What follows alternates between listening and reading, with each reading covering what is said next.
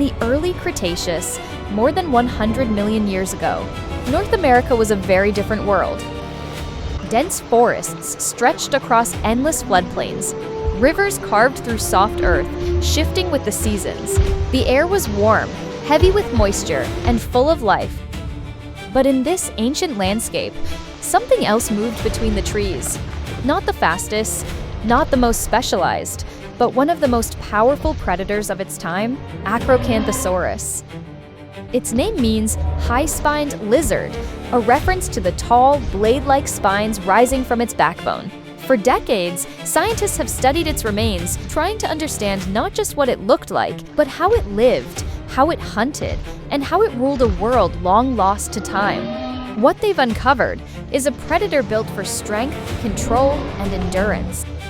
To understand Acrocanthosaurus, we must step into its world. This is early Cretaceous North America, a land shaped by water. Floodplains stretch for miles. Seasonal rains transform the terrain. Forests of conifers, ferns, and cycads dominate the horizon. Life here is abundant. Herds of Tenontosaurus move cautiously across open ground, always alert. In the distance, giants tower above the canopy. Sauroposeidon, one of the tallest dinosaurs ever to live, feeds high above the forest floor, untouched by most predators. This is an ecosystem built on balance, and at the very top of it stands Acrocanthosaurus. The story of this predator begins not in the wild, but in stone. In the mid-20th century, fossils were uncovered in what is now Oklahoma and Texas. In 1950, paleontologists J. Willis Stovall and Juan Langston Jr. formally described the animal. At first, it was a mystery. Its body resembled earlier predators like Allosaurus, but something didn't quite fit. Years passed. New fossils were discovered. Better preserved skeletons revealed more detail. Eventually, scientists reached a conclusion. Acrocanthosaurus belonged to a different lineage entirely, a group known as Carcharodontosaurids, a family that includes some of the largest predators ever to walk the earth.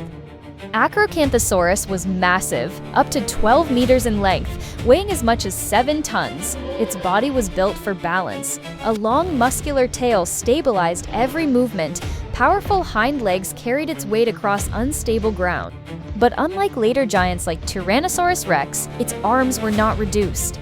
They were long, strong, armed with sharp claws, not for killing, but for holding, controlling, and overpowering prey. And then, there were the spines, tall neural spines rising along its neck and back, far higher than in most predators. Not a sail as once believed, but anchors for powerful muscles. This was an animal built from the spine outward, designed for force. Its skull tells the rest of the story. Long, narrow, lined with serrated teeth, each one shaped like a blade, not made to crush bone, but to slice through flesh. Its bite was powerful, but its real weapon was repetition. Strike, tear, withdraw, repeat, over and over. Its eyes faced forward just enough to give depth perception, essential for judging distance in a fast attack, and its sense of smell well developed. This was an active predator, aware of its surroundings, capable of timing and precise movement. The fossil record gives us clear clues. Again and again, the remains of Tenontosaurus appear alongside Acrocanthosaurus. Bones marked with bite traces, matching the size and spacing of its teeth. This is not coincidence, this is evidence of predation. But Tenontosaurus was not its only target. In some cases, it may have taken on far larger prey, young or weakened sauropods, opportunistic attacks, possibly even scavenging when the opportunity arose. This was not a picky hunter, it was an efficient one. Acrocanthosaurus was not built for long chases. Its strength was not speed, but timing. It likely hunted using ambush, moving quietly through forest edges, using terrain, trees, rivers, elevation to get close, very close. And then a sudden burst of power, a short, explosive charge. The first bite aimed at vulnerable areas, the neck, the flank, then it would pull back, wait, and strike again. This was not a single decisive kill, it was a process, a method of weakening prey through damage, blood loss, and exhaustion. In its environment, Acrocanthosaurus had no equal. It was the apex predator, It controlled populations of large herbivores, keeping the ecosystem in balance. Without predators like this, herds would grow unchecked, vegetation would disappear, the entire system would collapse. Its role was not just to hunt, but to maintain stability. Those tall spines along its back remain one of its most striking features.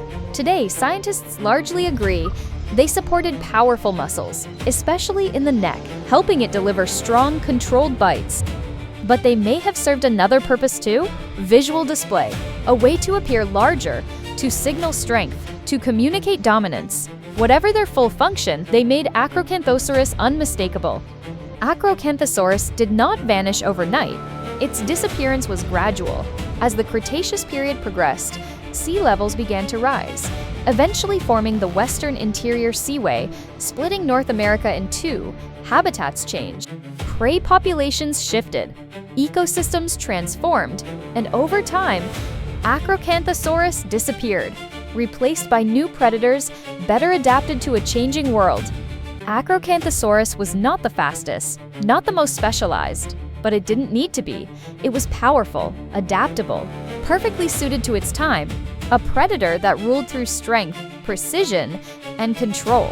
Today, only fossils remain, but through them, we can still glimpse a world where giants walked and where Acrocanthosaurus stood at the top.